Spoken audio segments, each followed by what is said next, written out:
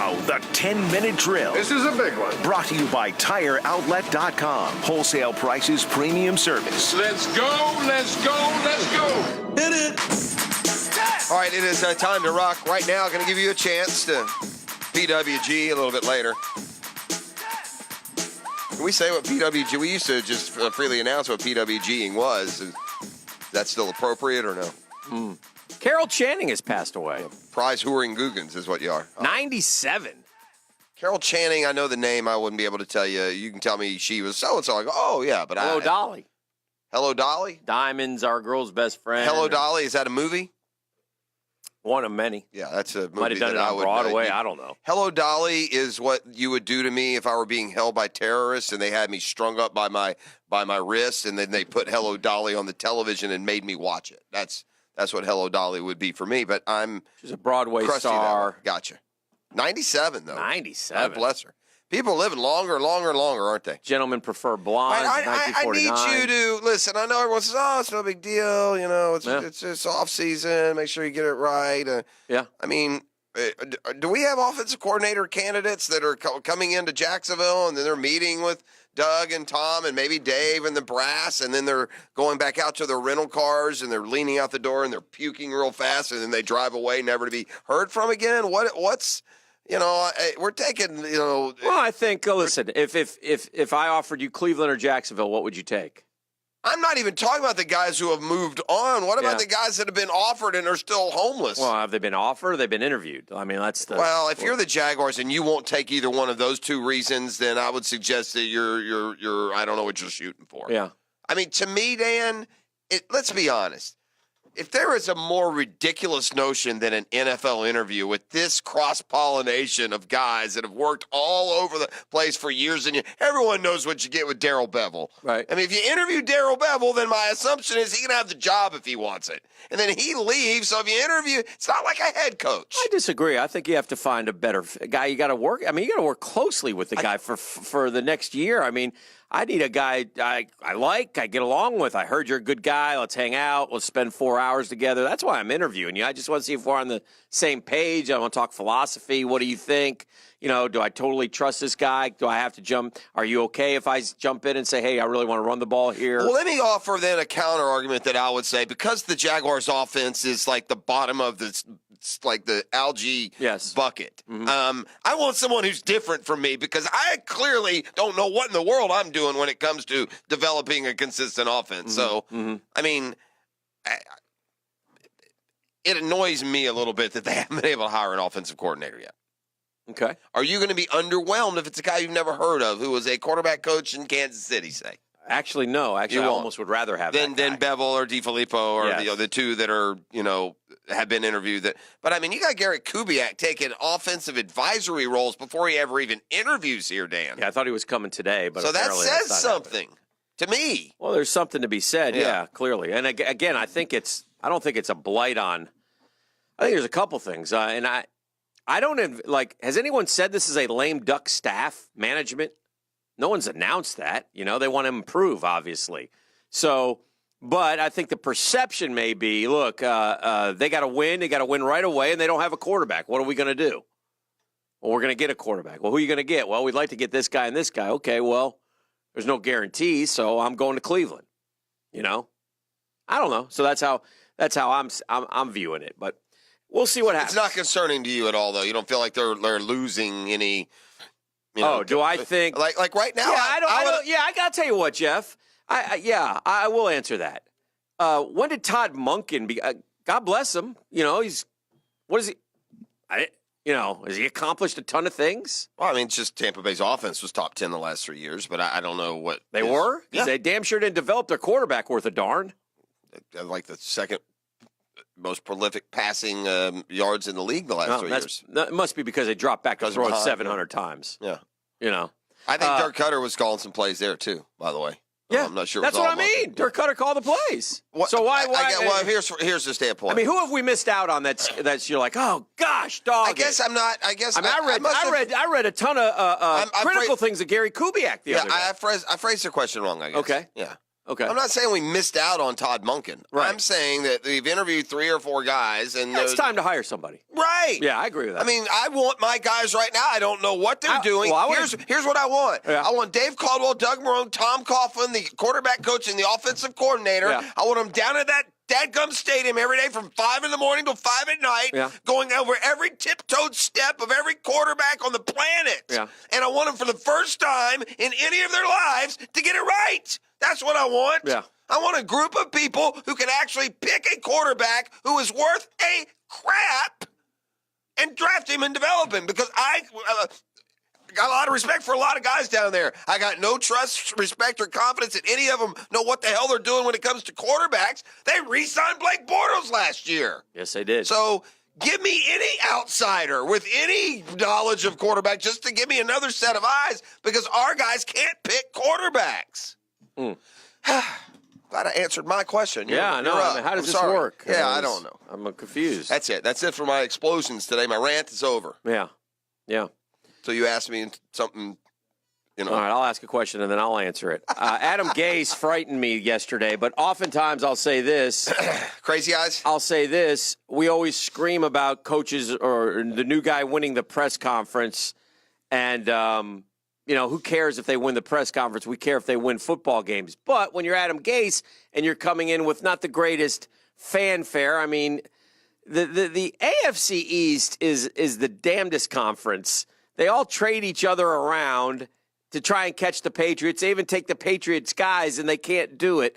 And that's what this hire smacks of to me one more time. I don't see it. But so you Hasselbeck. I happen to be watching Gase's presser yesterday, and NFL Live came out, and they were talking, and Hasselbeck blistered him because he's like, how could this guy ever command a room like that? I mean, he's very uncomfortable and blah, blah, blah. He had a lot of what happened yesterday is he had a lot of crazy eye moments, like wide-eyed or looking off in odd directions. And it wasn't I was going to say, it's ironic you say you couldn't see it, because apparently Adam Gase sees everything. Yeah, but it wasn't just the crazy eyes, and the crazy eyes stood out, but it was just the way he answered the questions, and he's not, he wasn't like, I don't know, sometimes you want to see guys, like Freddie Kitchens was great, big fat guy some charms, some in his charisma. In a suit that he didn't want to wear, and he's like, "Look, man, if you don't wear brown, and I ain't got nothing for you." Yeah. I mean, so it was, I don't know, certainly two different types of hires there, but in New York, it stands out a little bit more because there's no avoiding what he's going to have to deal with the media. No doubt. Well, and I also, by the way, little shout out to the New York media because they're so tough. I didn't hear him ask really any hard questions like, why would the Jets hire you? You were mediocre in Miami. Never heard that one. Why do you look like you're high on amphetamines? Yeah. You know what my response would have been? Yeah, one of you guys grab your media guy. Tell me the last time the Jets were in the playoffs, because I was there 2 years ago. Next question. Yeah, good. That would be my answer. Yeah. All right, well, there you go. You have properly answered your own question. Now I'll try and get back on a track here. Listen, we often try and connect the dots or read the tea leaves, but is there anything into the Jags bringing in Terry Robisky, a New Orleans native, a former LSU running back himself, to coach running backs, especially considering he's never been a running backs coach in his career. He's always been receivers or offensive assistant or coordinator or even head coach. I think Terry Robisky can do a great job with Leonard Fournette. I mean, that's why they're bringing him in? If he can't reach Leonard Fournette, then who can? And that maybe has a little double hiring involved in that. Not only do we need you to coach him, we're going to need you to teach him how to be a pro. And Terry Robisky has been nothing but, from what I think of when I hear of Terry Robisky, a genuine guy through the years. He's been as high as a head coach in the National Football League. He's been everywhere. I think that's a nice move. But the question, that's strictly Leonard Fournette motivated.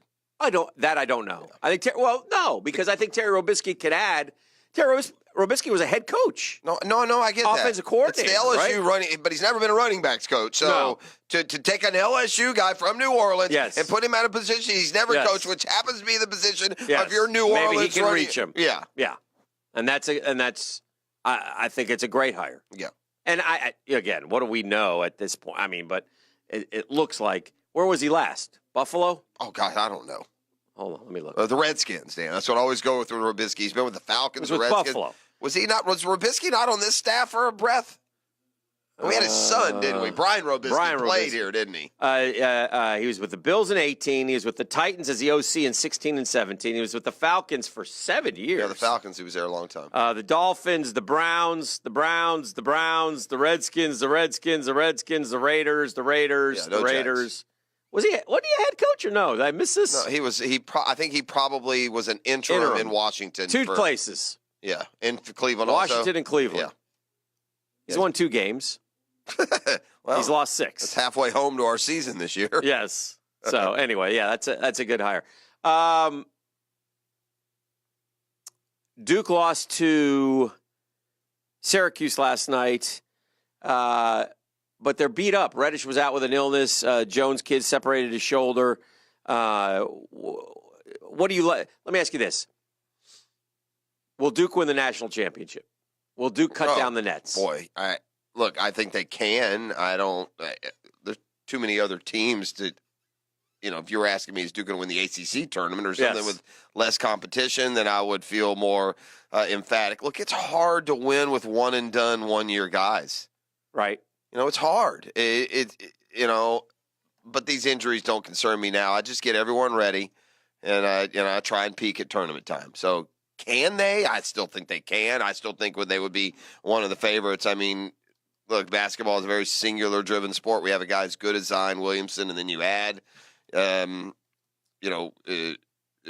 Reddish and Barrett and the others, then, yeah, I think they can. I would not say right now, though, that emphatically Duke will win the national title. I wouldn't. Okay. I wouldn't feel comfortable.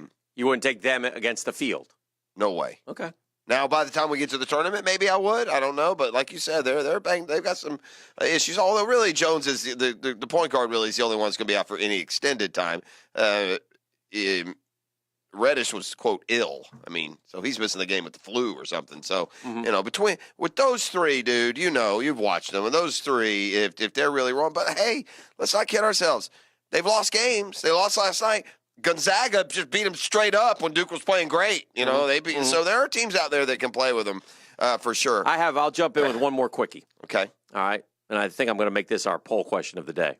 So I'm going to ask you it to kick it off. Mm-hmm. I don't want you to influence the voters, though. Yeah. It's not a Freaky Friday poll question either about definitely not a time bet boards or anything. Apparently, it's not a what's your second favorite sport poll question. Yeah, keep that in my back pocket, which I like. Okay. But I think this is a little more apropos. Okay. And we'll be doing this in various forms throughout the next 3 months, so get used to it. All right. You only get one quarterback. Okay. Who do you want? And these are the. Are you giving me choices? No, I'm going to give you 4 choices. I think these are the 4. I'm going to give you my answer before or after the choices. I'm going to give you the choices, and then you're going to give me the answer. You can get Murray, Haskins, Foles, or Flacco. Haskins. But you only get one. Haskins. Haskins? Yep. Okay. No doubt.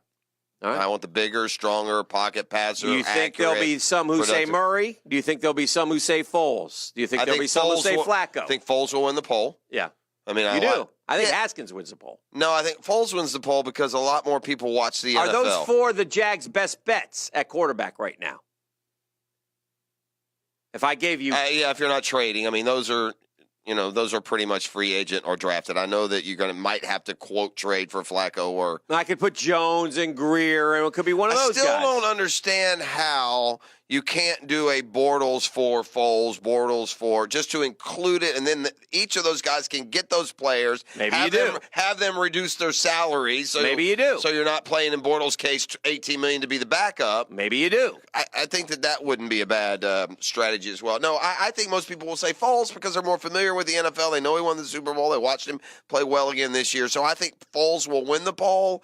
I would go Haskins. And, again, this is before we get into the intense scouting and evaluation and all that. I don't have a question, but I have one observation that I meant to make yesterday, and I would like to make it now.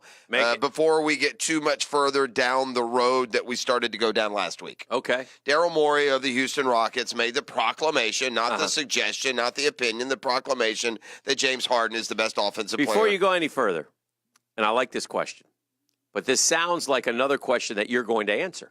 Well, I said before, I just have a statement. Yeah, I did. I clarified that this wasn't a question. It was an observation. But I'm going to go against you in a little bit of a way because I heard you say this earlier. Yeah, but finish your thoughts so everyone can hear it. My observation now is this: while James Harden is a heck of an offensive player, yes, in my mind, for me, when I'm done selecting, you cannot go 1 for 17 from 3 and be the best offensive player of all time. Or if you score 38 on the night you go 1 for 17, doesn't that make you a good offensive player because you found a way to get 38 points despite only shooting 1 for 17? No, Dan, you know what that makes? That makes you a ball hog. That's what that makes you. You have to look at it from a different vantage point. Yeah, that's a different side of the pigsty is what that is. You're a ball hog if you go 1 for 17 from 3 and still get 38. Beef, caller number 6, tell him what he wins right now at 641-1010. Caller number 6, Dan. Going to get themselves a wonderful prize pack that features dinner for 2 from Boston's restaurant and sports bar. Also going to get some free airport parking from our friends at USAPark.net. Beauty.